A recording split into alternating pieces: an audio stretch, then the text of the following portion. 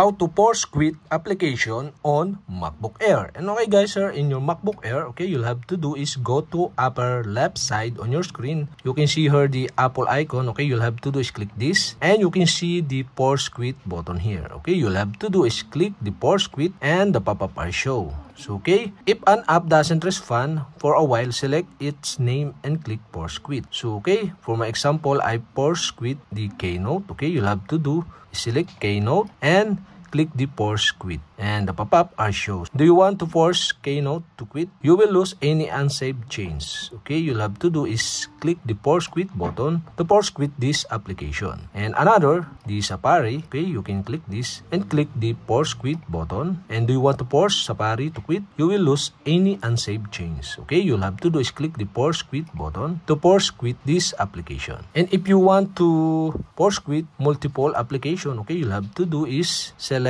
this one of the application. For example, I select Safari and click shift or control and select another application. And after you select all application you want to force quit, okay, you'll have to do is click the force quit button, and the pop-up are show. And do you want to force the two selected app to quit? You will lose any unsaved change. Okay, click the force quit button to remove or force quit these two applications. And that's it. Okay, we've successfully force quit applications on MacBook Air.